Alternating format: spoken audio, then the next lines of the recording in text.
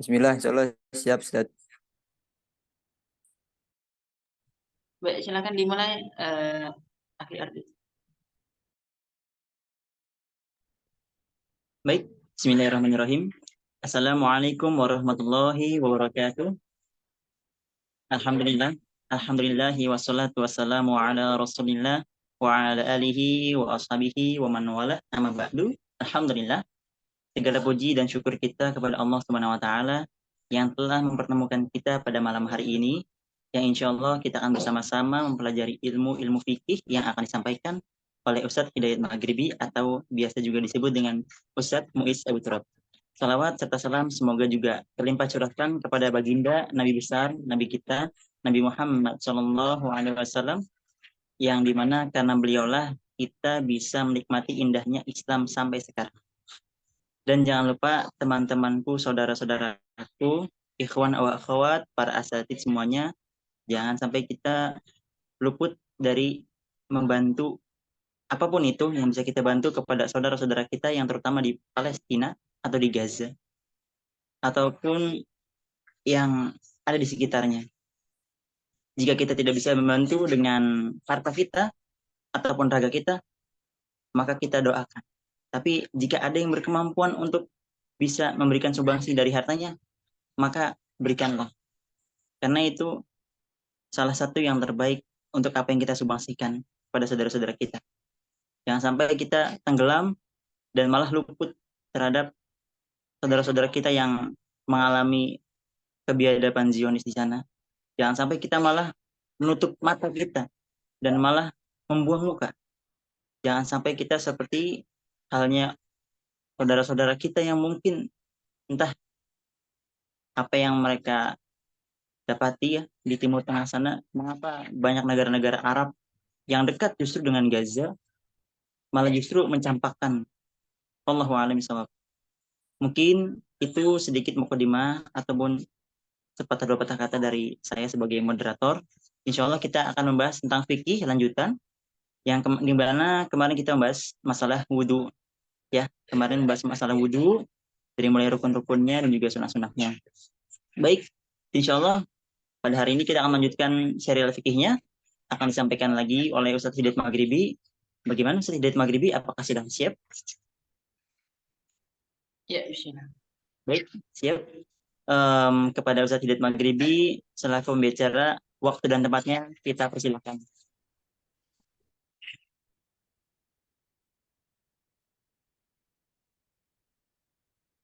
Baik. Bismillah, assalamualaikum warahmatullahi wabarakatuh.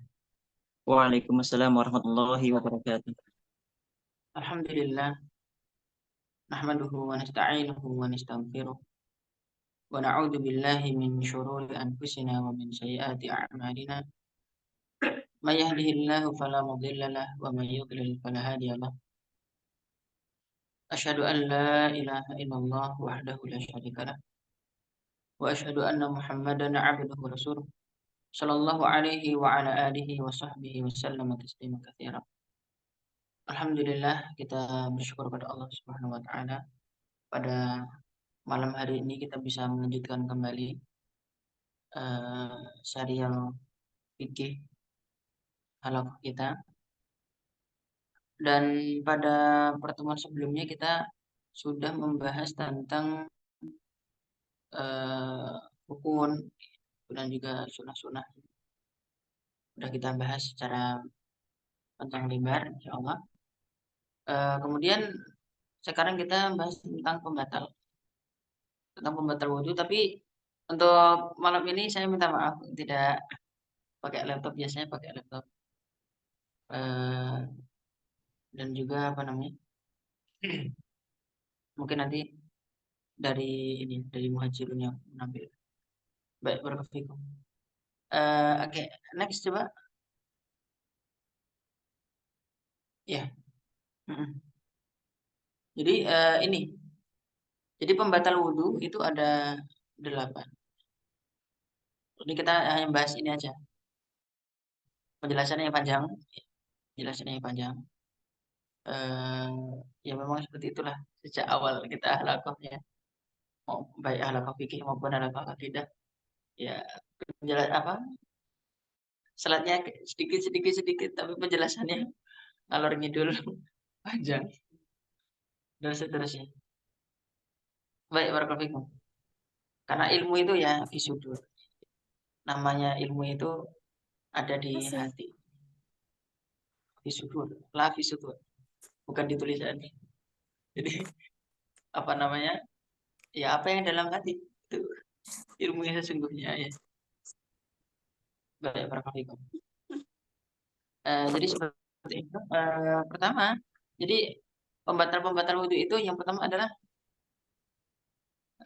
ma kharaja minas sabilain. Ma kharaja minas sabilain. Apa artinya? Apa yang keluar dari dua jalan. Ya, apa yang keluar dari dua jalan. Kalau apa yang keluar dari dua jalan ini itu sudah sepakat para ulama. Nggak ada khilaf-khilaf, nggak ada. Ya. Ya. Sabilain ini apa namanya? Baik kubul maupun dubur. Ya, kubul. Kubul itu berarti di sebelah mana? Depan. Ya ada kata kubul, maksudnya itu apa? Kemaluan bagian depan. Itu namanya kubul. Dubur belakang. Ya. Jadi maka itu harus dibedakan ya antara kubul sama kobul. Kalau kobul itu diterima, tapi kalau kubul gitu. Ya. Jadi, ya. Dan kubul itu pun nggak ada wawunya, kubul. Ya. Tapi kalau kobul itu ada wawu, kobul. Ya, gitu. Jadi kubul. Jadi apapun yang keluar dari depan, ya, baik itu air, ya, baik itu air seni, ya. Bahkan ada kata darah sekali. Kalau ada orang punya, kalau sampai naudzubillah ya, keluar apa? Keluar darah, kemudian keluar nanah, ya, atau mungkin keluar apa? Bahkan ada kata batu sekalipun. Itu apa namanya? Tetap batal, gitu. Terus yang dari ini, dari dubur, ya, entah itu angin, ya, entah itu angin, ya, baik bersuara maupun tidak bersuara. Ya, kalau yang bersuara dalam bahasa Arab disebut durot. Durot itu bersuara. Makanya durot, durot, durot, durot, durot, ya, durot. Jadi bersuara.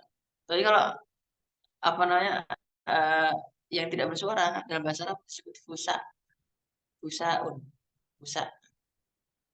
Karena nggak ada suara, pas gitu. Fusa.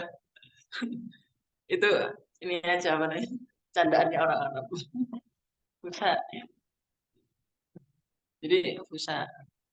Atau yang lain ya, entah itu tinja, entah itu darah sekalipun. Nah, yang dikecualikan, nah, yang dikecualikan adalah man hadatsuhud daim. Man hadatsuhud daim. Siapa yang hadasnya terus menerus. Ini yang dikecualikan. Jadi ini jadi catatan, ya. Siapa yang hadasnya terus menerus. Ya. Jadi orang yang hadasnya terus menerus ini sering. Jadi apa namanya keluar terus, ya. Biasanya pipis, mohon maaf. Jadi pipisnya keluar terus. Ya seperti ini, maka tidak batal wudhunya. Maka tidak batal apa? Tidak batal wudhunya. Ya, termasuk orang yang mungkin memiliki, mohon maaf, eh, kemaluannya mungkin ada kelainan. Mungkin. Eh, sehingga kalau sujud, ruku, ya, itu selalu keluar. Misalnya, ini mau diperhatikan ya. Ini ada yang sesuatu yang penting. Kalau orang itu ruku sama sujud, keluar lagi, keluar lagi. Terus kalau dibatalin, terus ganti, habis itu wudhu lagi. Nanti pas ruku sujud gitu lagi. Terus bagaimana? Maka jawabannya adalah dia ketika pas keluar itu, pas ruku keluar atau pas sujud keluar, lanjutin sampai selesai. Lanjutin sampai selesai. Habis selesai, nanti ba'diyahnya masih boleh lagi. Tapi nanti ketika pas asar, katakanlah tadi duhur sama ba'diyah duhur. Asarnya harus ganti apa? Ganti celana. Gitu ya. Ganti celana. Karena tadi kena najis nggak? Kena. Jadi harus ganti celana. Harus ganti celana. Harus ganti celana. Habis itu dicuci, mohon maaf kemaluannya dicuci. Habis itu wudu. Paham nggak di sini? Jadi orang yang ketika sujud dan ruku itu punya kelainan keluar, suka keluar. Memang kalau berdiri nggak keluar, duduk nggak keluar, tapi kalau sujud ruku keluar. Maka itu diringankan sampai selesai sholat. Dan ba'diyah, ba'diyah. Ya, sampai sini paham ya? Paham ya? Tapi nanti pas asar gimana? Atau pas maghrib nanti pas isya harus ganti. Berarti kalau punya kelainan kayak gitu, sebaiknya pakai pampers Ustaz. Iya, biar yang nanti yang dibuang pampersnya, bukan nyuci terus. Kira-kira begitulah ya. Sekarang kan ada pampers dewasa. Alhamdulillah semoga kita nggak pernah buang. Ya, seperti itu ya. Eh, jadi man hadatsu daim termasuk kentut terus ya. Tapi saya kira ya jarang-jarang orang kentut terus. Tapi kalau pipis itu tadi jadi ya baik berbagai. Terus ini apa namanya poin penjelasan. Terus poin kedua penjelasan juga ada pertanyaan gini. Kalau yang keluar dari dubur, ya, kalau yang keluar dari dubur itu adalah cacing, cacing kremi. Kalian tahu cacing kremi enggak? Enggak tahu cacing kremi enggak tahu. Orang kaya sih ya, Fadil. Jadi enggak tahu cacing kremi. Ya. Imam tahu cacing kremi? Enggak tahu juga. Subhanallah, orang kaya luar biasa. Bukan cacing kremi itu. Jadi ini nih Gen Z itu orang-orang yang dimanja sama orang. Sia-sia. Keluar dari dubur, jadi nanti bikin dubur apa namanya geli. Ini Gen Z ini orang ini. Jadi cacing kremi ini kan keluar dari dubur. Apakah bikin batal? Ya kan? Apakah bikin batal? Maka ini tidak membuat batal. Kenapa? Karena dua alasan. Pertama, karena cacing itu tidak terlepas dari dubur. Tidak terlepas dari dubur. Ya tetap di dubur. Gitu ya. Beda dengan tinja, beda dengan kentut, beda dengan ya itu ya. Terlepas enggak? Terlepas dong. Masa kan tidak terlepas? Ya kan? Ya, mencret pasti kan terlepas dari dubur. Paham? Sedangkan cacing kremi terlepas tidak? Tidak terlepas. Ya, orang fikum. Ini mohon maaf ya ya Allah. Semoga nggak habis makan. Iya, subhanallah. Orang fikum. Itu yang pertama ya. Alasan pertama tidak terlepas. Yang kedua ya sama dengan yang tadi. Man kana hadatsu daim. Siapa yang hadasnya terus menerus. Ya terus menerus kayak gitu. Ya nggak mungkin. Karena dia terus menerus. Ya, paham sampai sini ya. Barakallahu fikum. Eh, terus ada juga pembahasan ya, jika ini untuk perempuan ya, jika keluar angin, tapi dari kubul, maaf dari farjinya perempuan, gitu. Apakah itu membatalkan? Gitu. Jadi kentut tapi dari depan, gitu. Iya, ini jomblo gak usah mikirin ya. Ya, subhanallah. Itu bagaimana? Maka jawabannya adalah tetap membatalkan. Ya. Jika memang dialami oleh perempuan, maka itu membatalkan. Kenapa? Karena termasuk keluar dari apa? dari kubur atau dubur. Ya, jadi seperti itu ya. Nah, jadi ini harus dipahami. Jadi tadi itu ya, andai kata apapun yang keluar tuh meskipun batu sekalipun, itu tetap membatalkan apa? Ya, membatalkan wudhu. Jadi orang yang mungkin punya batu ginjal, ya, terus keluarnya dari mana? Dari dubur. Keluarnya dari dubur maka apa? Batal. Gitu. Baik, Bapak Ibu. Paham ya? Nah, terus berikutnya, keluarnya najis dari anggota badan lainnya kecuali sedikit. Keluarnya najis dari anggota badan lainnya kecuali sedikit. Ya. Jadi misalkan seseorang dioperasi atau apa ya, ada yang dikeluarkan, akhirnya keluarlah apa namanya tinja ataupun pipis itu dari selang ya, atau mungkin dari apa namanya dari arah mana. Pokoknya kalau keluar ya, keluar apa namanya? eh, apa? Keluar kotoran, keluar najis meskipun tidak dari dua dubur apa dua kemaluan ya, maka tetap najis. Pertanyaan ini, al-qai ya, al-qai qaiun, muntah. Muntah itu najis bukan? Berarti kalau muntah najis, ya kan? Keluarnya dari mana?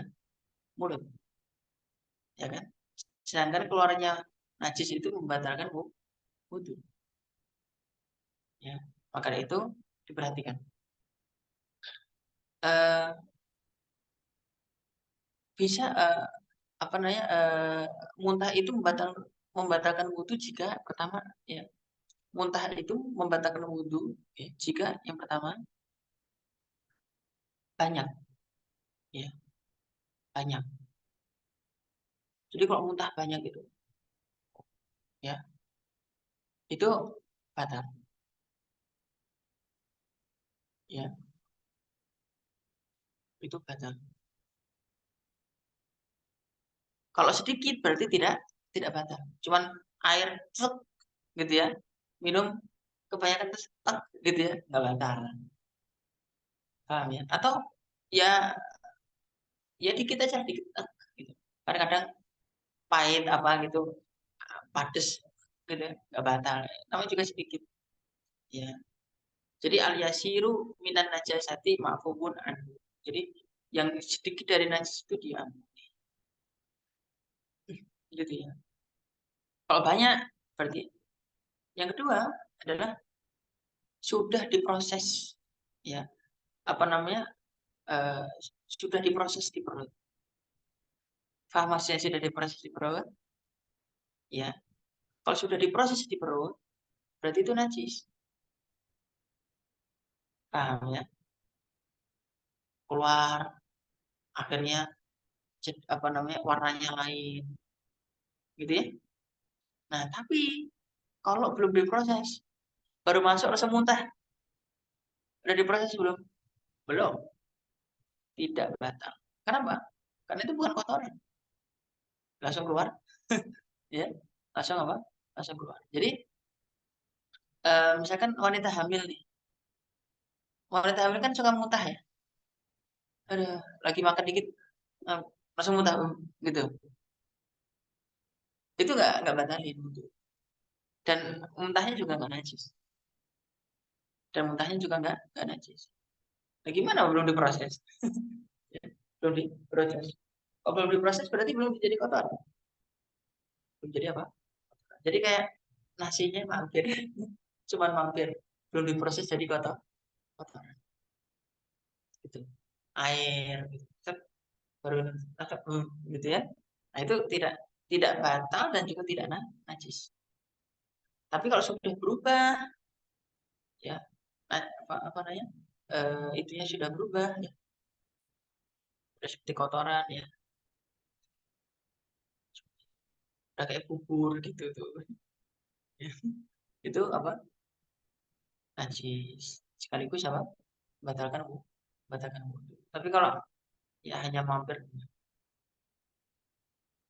Kemudian darah, keluar darah. Jadi darah itu najis apa enggak? Ya, darah itu najis atau tidak? Jadi di sini hilaf ya di antara ulama, apakah darah itu najis atau tidak. Tapi apa namanya? Memang dalam mazhab Syafi'i dan mazhab Hambali itu najis gitu. Tapi banyak ulama yang mengatakan tidak najis juga. Karena kalau darah itu najis, ya, tentu saja Umar bin Khattab dulu tidak melanjutkan sholat subuh ya. Ya, tidak melanjutkan sholat subuh. Paham? Jadi Umar bin Khattab meninggalnya gara-gara apa? Ditusuk. Ditusuknya pas apa? Sholat subuh. Ya enggak? Tapi lanjutin sholat enggak? Dibatalin atau lanjut? Lanjut. Oke. Abad bin Bishr dipanah. Masa dipanah enggak nancep di apa namanya di punggungnya? Masa enggak berdarah? Berdarah. Lanjutin sholat. Lanjutin sholat. Dan kata Imam Hasan Al-Basri mengatakan bahwa kaum muslimin itu ya, mereka masih terus melaksanakan sholat meskipun darah mengalir dari tubuh mereka. Ya, berapa itu. Dalam hal ini tentu saja masih ada perbedaan pendapat ulama. Apakah itu batal atau tidak?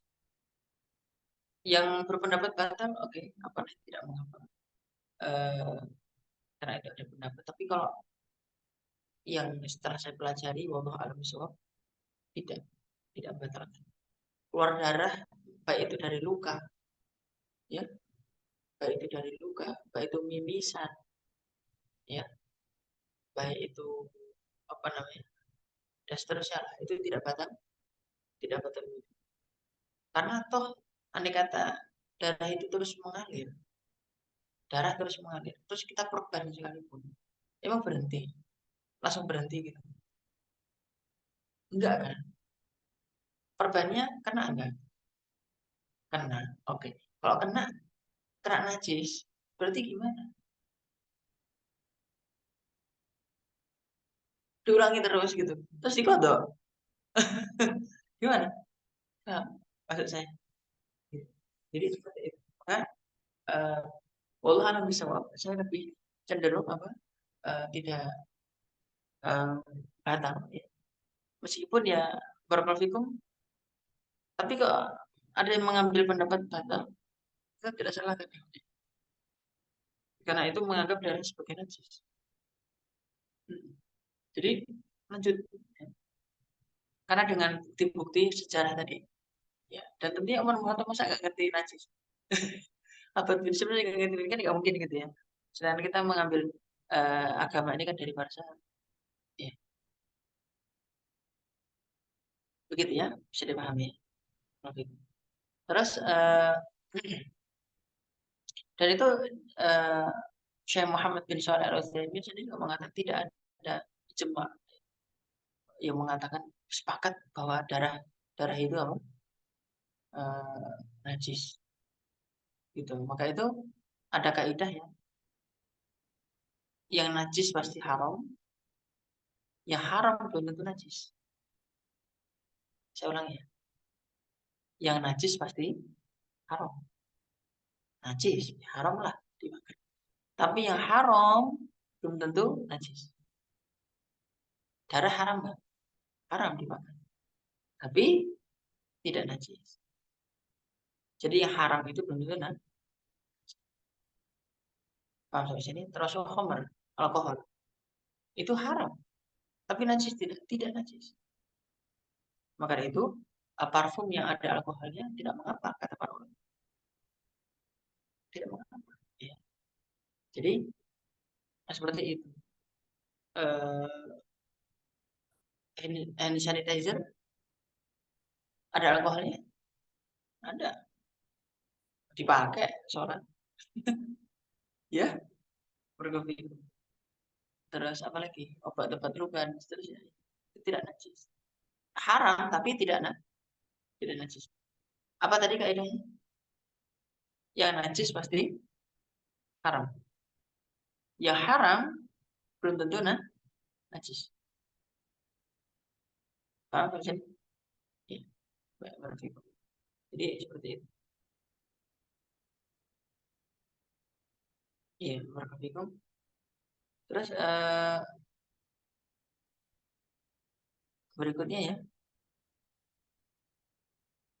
hilang akal. Ya. Hilang akal. Jadi kalau hilang akal, maka membatalkan apa? Membatalkan wudhu. Ini yang ketiga. Hilang akal. Jadi hilang akal ini, hilang akal gara-gara apa? Orang kapan dikatakan hilang akal? Pertama, junun. Gila. Jelas dong. Masa gila enggak ini? Berarti kalau orang gila, batal. Ya, yang kedua, ya, al-igma. Ya, pingsan. Pingsan. Ya, berarti apa? Batal. Ya, karena udah hilang akal. Berarti. Kemudian, eh, terus apa? Sakral. Ya, mabuk. Jadi mabuk, ya, itu batal. Karena udah hilang akalnya. Gitu ya. Terus, an-naumul amik. An-naumul amik itu tidur yang dalam. Ya, tidur yang pulas, ya. Yang lelap. Tidur yang lelap. Dan tidur lelap itu nggak ada kaitannya dengan duduk atau berdiri atau terlentang. Ya, jadi kapan seseorang itu dikatakan tidurnya lelap? Gitu. Kapan dianggap tidurnya lelap? Pertama, ya, saat dengan beberapa tanda. Para ulama menyebutkan. Pertama adalah dia tidak lagi mendengar suara sekitarnya. Ya, kategori apa? Tidur lelap. Tidak mendengar suara sekitarnya. Tulis saja tulis. Jadi tidak mendengar suara sekitar. Jadi kalau khutbah gitu, khotibnya nggak dengar suara khotib. Jadi kalau masih dengar sering-sering gitu ya, nah itu ngantuk berarti. Yang kedua, ya, tidak mendengar benda jatuh, tidak merasakan benda jatuh. Jadi benda jatuh apa gitu ya nggak kaget. Dor, jadi cuk, nah gitu ya. Yang ketiga, tidak merasa apa? Tidak sadar ngeces. Jadi ya,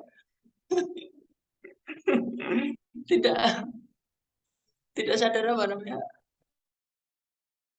ngiler ya itu jadi tapi berarti ya, terus ngaca gitu. Terus nah gitu berarti itu belum batal. Ya mau ketawa ini pelaku ini namanya. Ya orang itu gitu ya paham ya ya orang itu jadi orang kalau udah sampai ngiler itu ya berarti apa lelah. Termasuk ngorok udah lelah itu udah bergemuruh ya itu sholat nggak sah sholat tidak sah. Ya jadi an-naumul amiq ya jadi seperti itu ya tentunya masih ada khilaf dalam mazhab Syafi'i Syafi'i dan Hanafi ya kalau duduk ya kalau duduk ya nggak batal mau tidur kayak mau apa nggak duduk apa nggak batal paham oke. Tapi kalau apa namanya? Kalau ini, kalau apa? Mau duduk mau berdiri sekalipun ya, kalau udah hilang akalnya ya batal deh. Paham dari sini?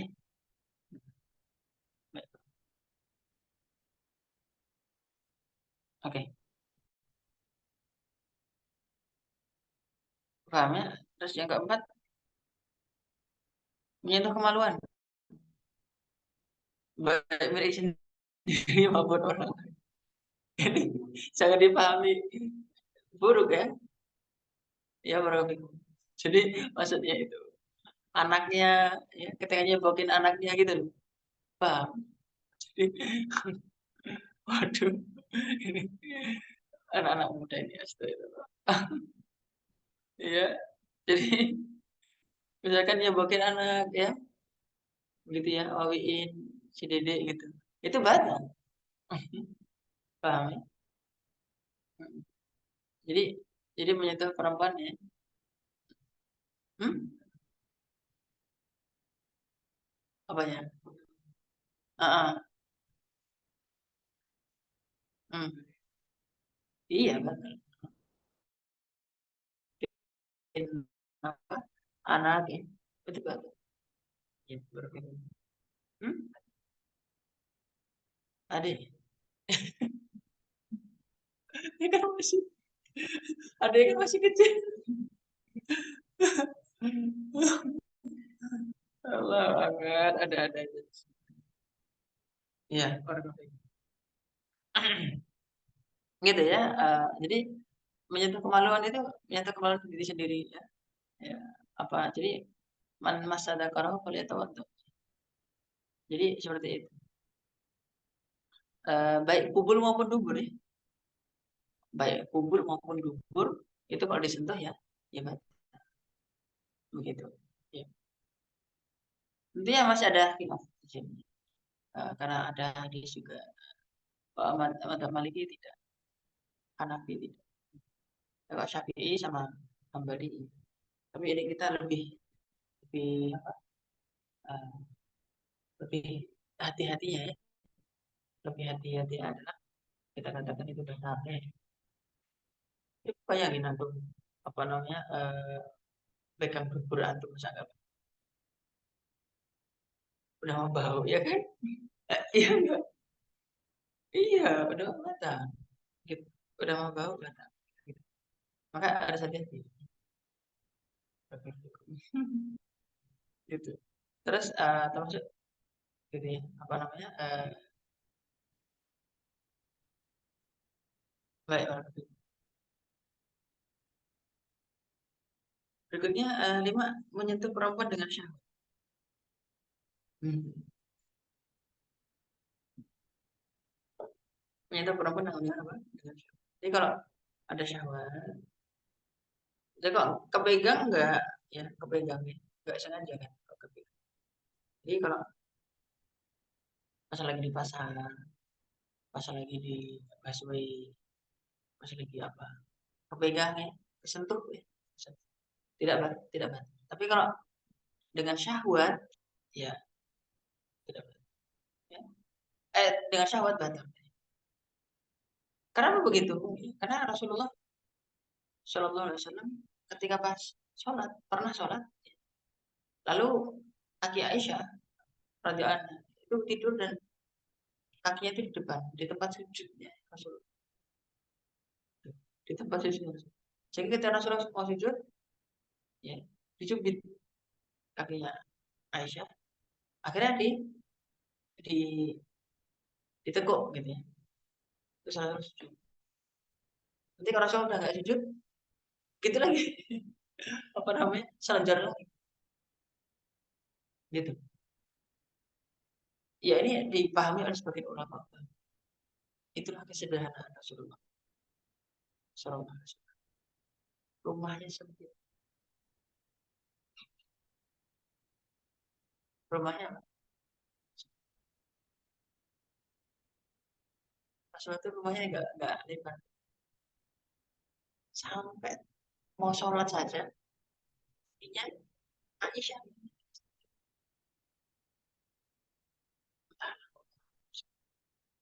Ya, ya. Al-Imam Hasan Al-Basri mengatakan bahwa saat aku berumur 15 tahun, aku masuk ke rumahnya Rasulullah dan apa namanya dan saya tuh bisa apa namanya menyentuh atapnya beliau, bisa menyentuh atap. Kata Imam Hasan, Masya Allah, Sallallahu Alaihi Wasallam. Jadi seperti itu. Itu salah satu sendiri.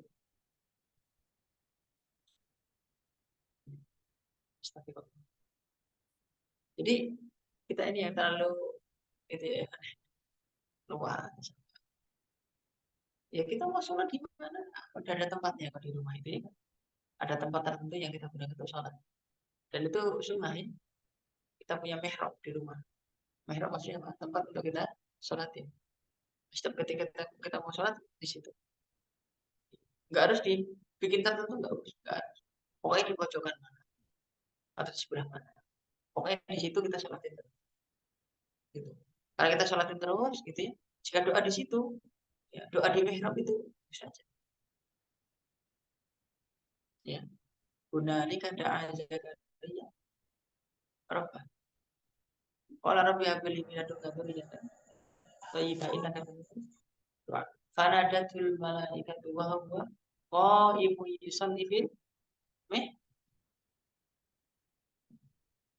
itu itu Abu Salihin ya, kebiasaan orang soleh ya. Jadi nggak boleh apa namanya kita ini di rumah nggak ada tempat tertentu untuk sholat itu nggak boleh ya, kita bahasakan dan jangan pindah-pindah sholat. Udah di situ aja situ. Nah dikhususkan atau apa nih gitu. Ya berapa itu karena apa tadi, karena mihrab itu eh, dibahasakan oleh para ulama. Mihrab itu menembus langit. Mihrab itu apa? Menembus. Karena di sholat itu kau doa di situ. Kita pas lagi di rumah pengen berdoa, udah ke mihrab aja. Yang kita biasa sholatin doa di situ. Nah, menembus apa? Ya, barakallahu fikum. Jadi itu yang menyentuh kemaluan itu betul kan? Menyentuh perempuan dengan syahwat. Jadi it-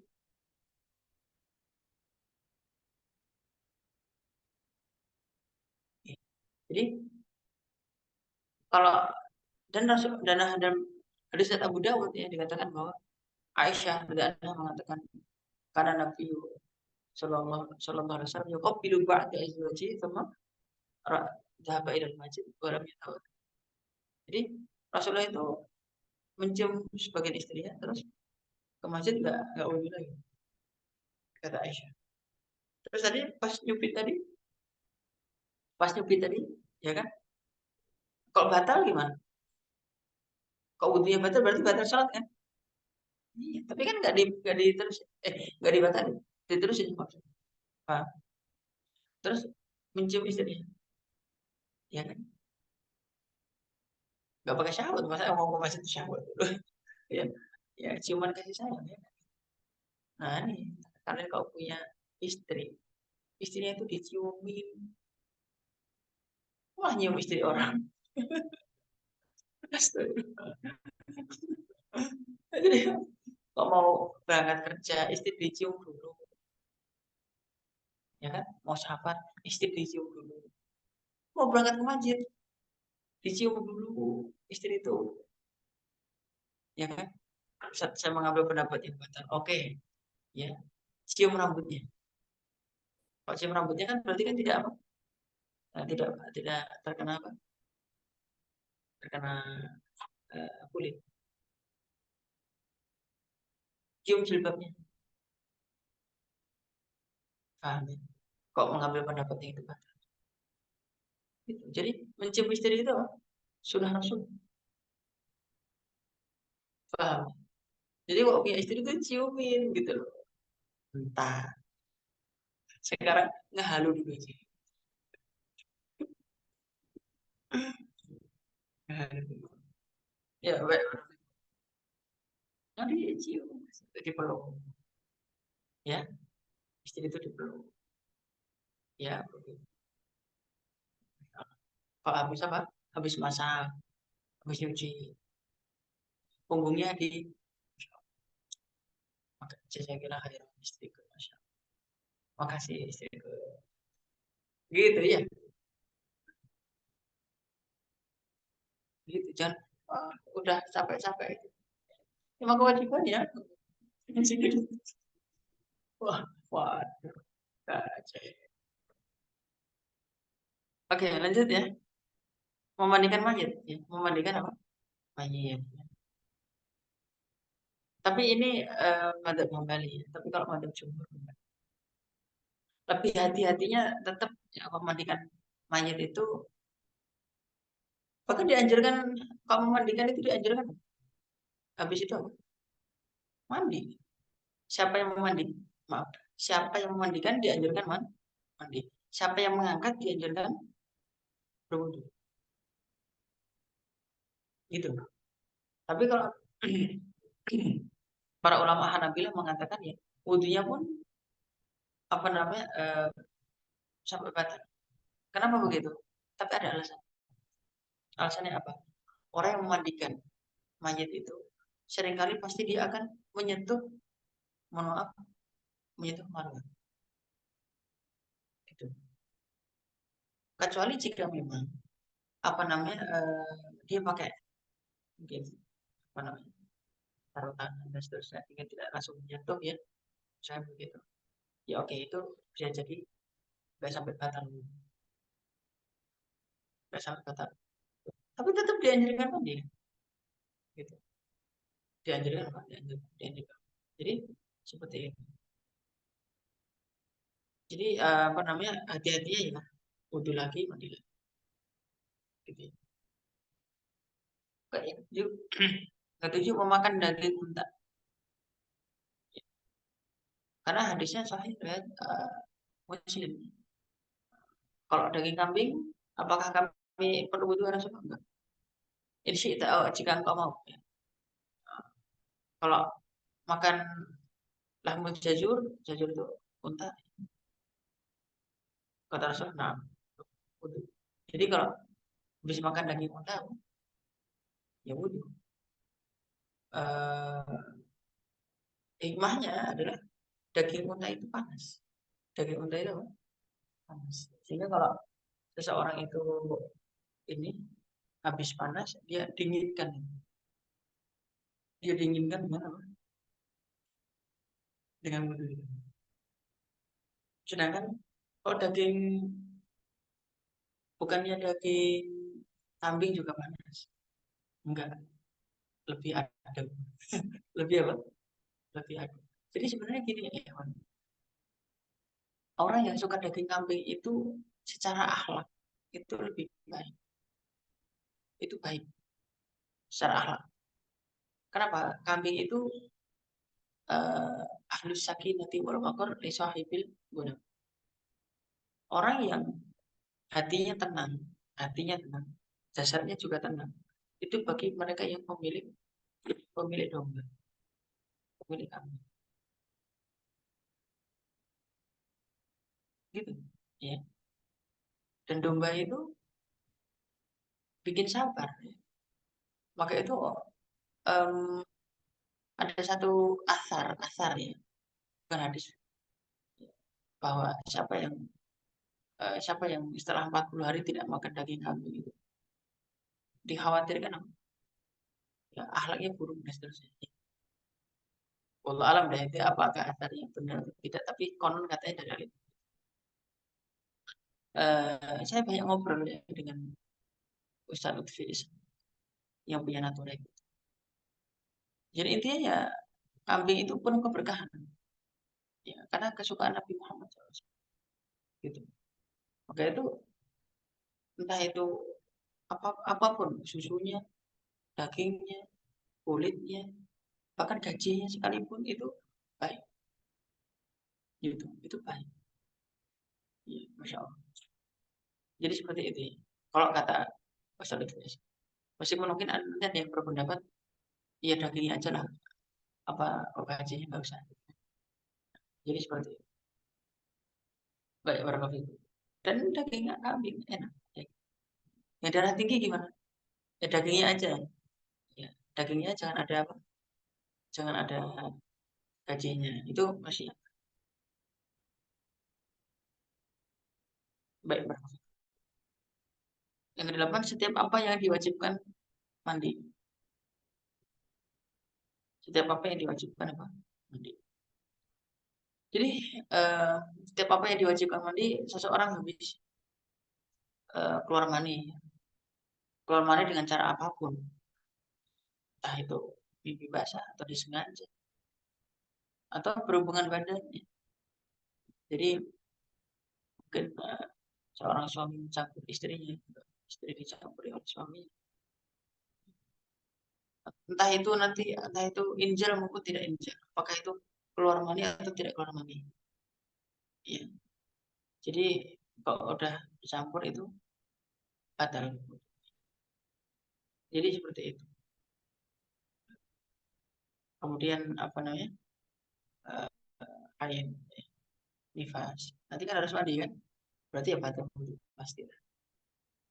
Gitu. Jadi seperti itu ya. Maka itu ya apa yang bikin intinya apa yang bikin apa? Ya, apa yang bikin wajib mandi berarti itu membatalkan wudhu. Batalkan. Jadi seperti itu. Wallahu a'lam bishawab. Itu ya pembahasan kita pada malam hari ini berkait dengan uh, wudhu ya, pembatal wudhu. Jika ada yang mau ditanyakan silahkan. Atau kalau misalkan ada yang mau, ini kan sebentar lagi puasa. Ya. Kalau ada yang mau tanya masalah-masalah puasa juga boleh. Atau masalah yang lain. Saya kira itu barakallahu jazakallah. Silakan para asatid, teman-teman, ikhwan wa akhwat, apabila ada yang ingin bertanya, silakan. Bagi perempuan mungkin bisa lewat chat, bisa langsung atau mungkin langsung ke ustadznya bisa. Silakan. Siapa ini? Sehat. Oh iya. Akhi, Ya, ya silakan. Ya, yang tadi masalah orang sakit ya, sakit saat di rumah sakit, biasanya kan pakai pempes itu sudah.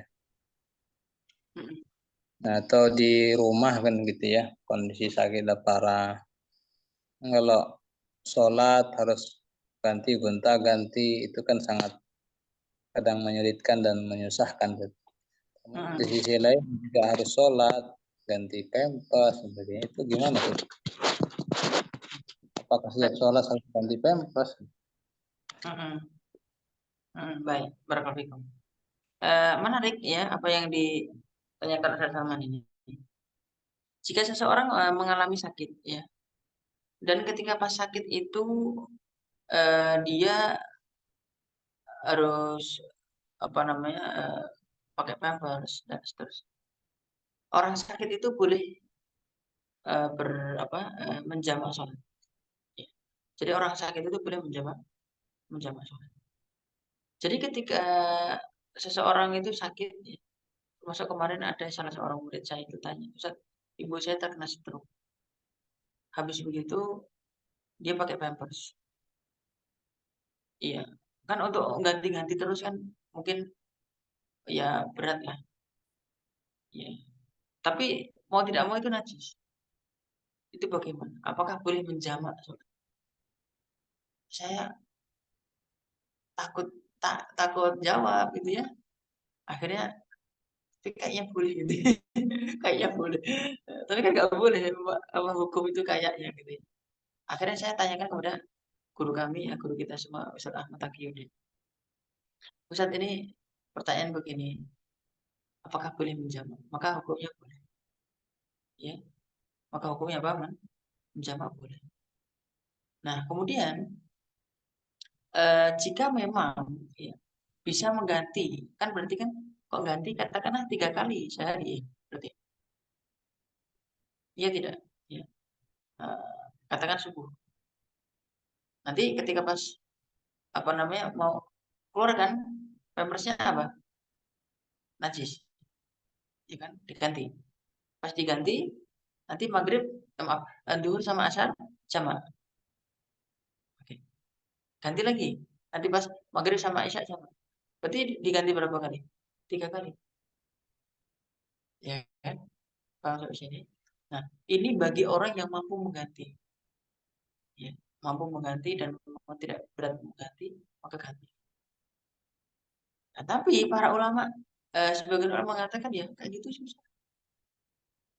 Ya, maka disamakan dengan apa? Mereka yang hadatsul daim, orang yang hadasnya terus, nggak mungkin ganti-ganti. Maka itu boleh, nggak usah ganti-ganti. Gitu. Jadi amannya apa? Jika memang bisa ganti, ganti. Jika tidak bisa ganti, maka apa namanya kita mengambil pendapat ulama tadi yang mengatakan ada atau daim, hadasnya terus menerus maka tidak mengapa. Ya, berarti. Jadi seperti itu Ustaz Salman apa untuk jalan keluarnya. Jika mampu silakan, jika tidak tidak apa-apa. Siap, Ustaz. Ya, oke. Saya bertanya mengenai orang gila. Allah itu kan telah menanggungkan amalan untuk orang yang gila akalnya. Lalu bagaimana dengan pemilu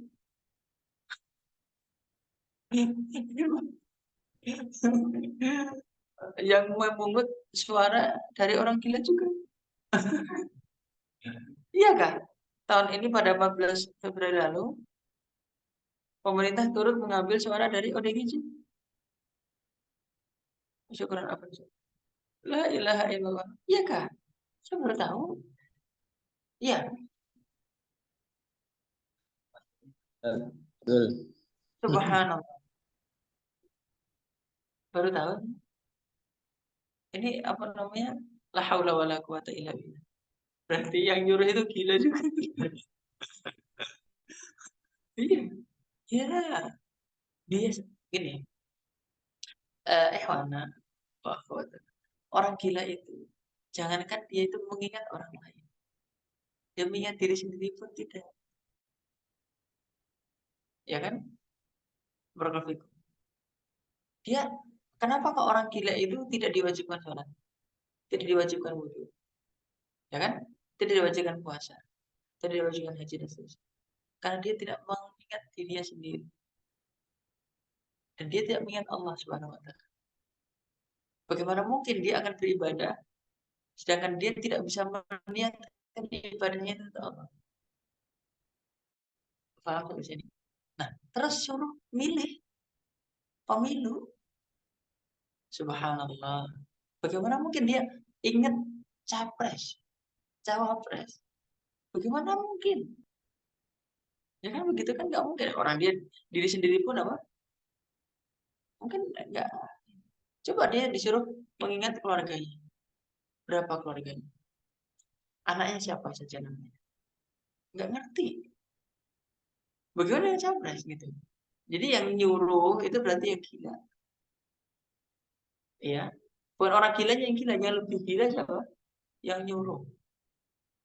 Jadi jangan dipotong ya. Video jangan dipotong. Bahaya. Ya. Nanti upload aja semuanya. Jadi seperti itu. La haula wala quwata illa billah. Ya. Ini nih zaman edan ya. Sampai orang edan muncul minum. Ya. La haula wala quwata illa billah. Itu barakallahu. Jelas itu apa namanya? Ngawur dia. Saya kira sangat. Baik, barakallahu. Masih ada lagi silakan.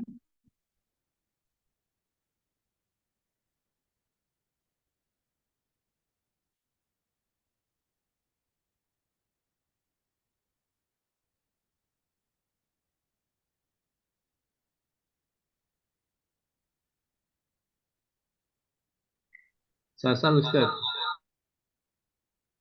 Ya, teman-teman. Tapi di luar tema nggak apa-apa, Ustaz. Ya, silakan. Berkaitan dengan muamalah, itu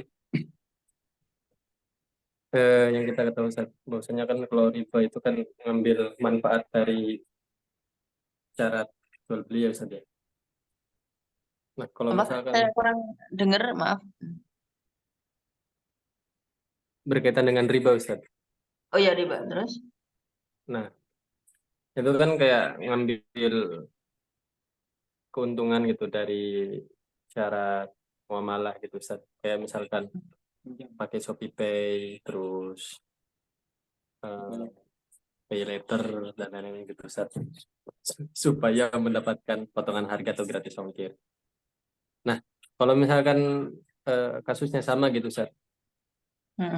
Beli 2 dapat potongan harga, atau kalau di minimarket itu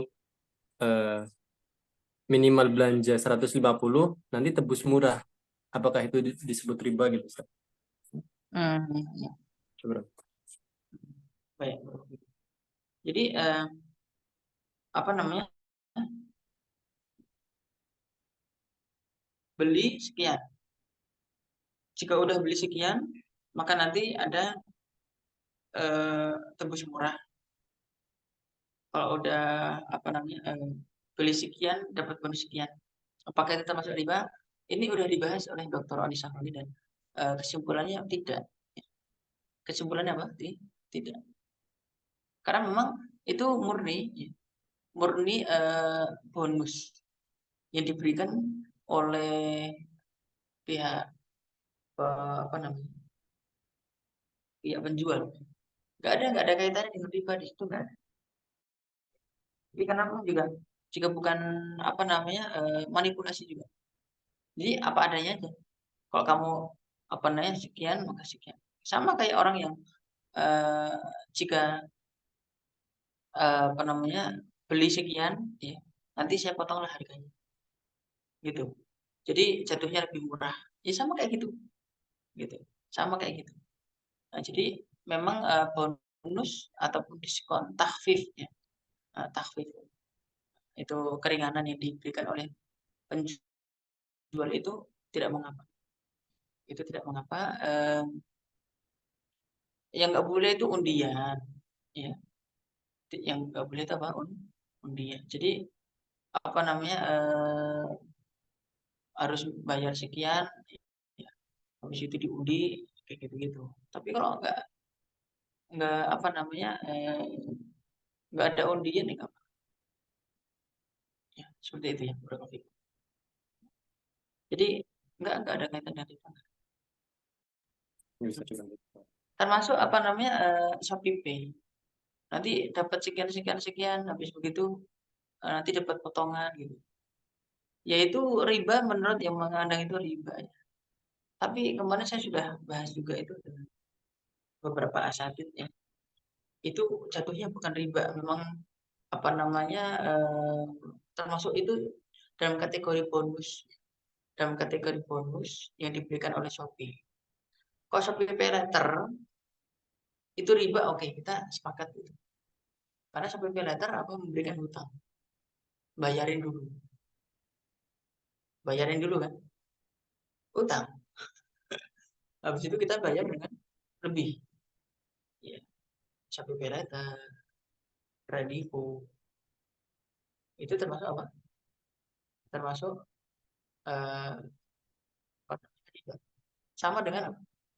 Sama dengan di toko taksir. Di toko taksir itu kalau bahasa kita kartu kredit. Jadi kartu kredit pakai kartu kredit, beli ya. Habis itu baru bayar ke bank. Dan nanti ada tambahannya. Gitu. Jadi Kredivo, Shopee Pay Later, kartu kredit sama. Ya, sama.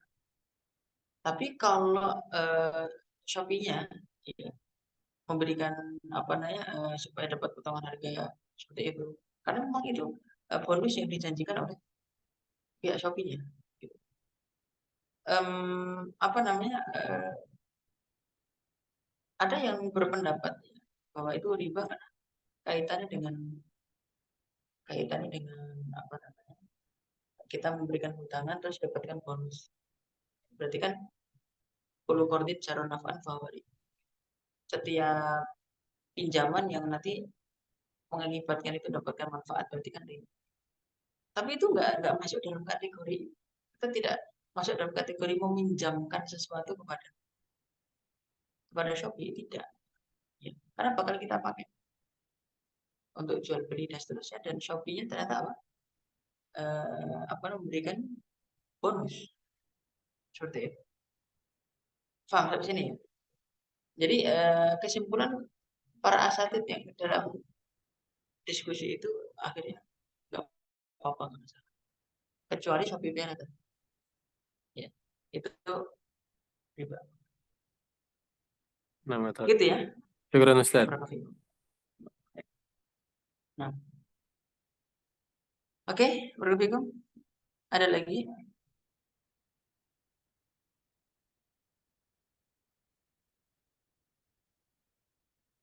Ini nggak ada yang tanya masalah puasa ya?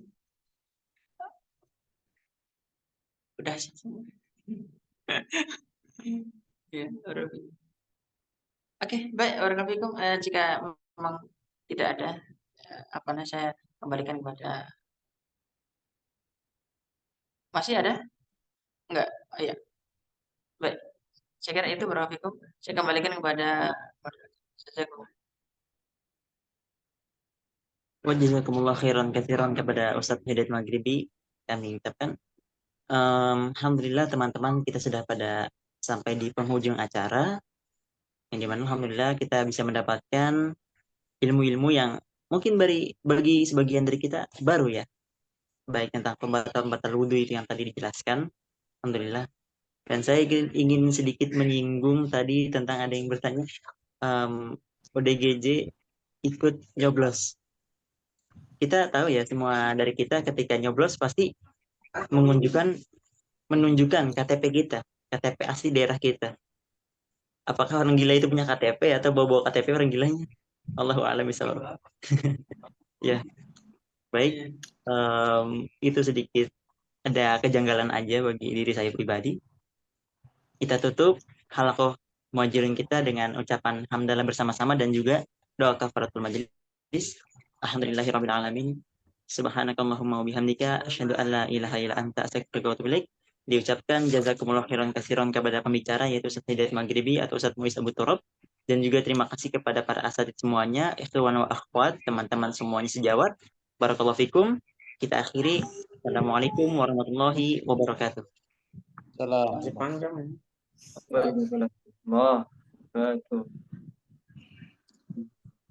Mas Rehan, apa kabarnya? Alhamdulillah baik. Alhamdulillah. Kondisi stop record. Indramayu gimana kabarnya?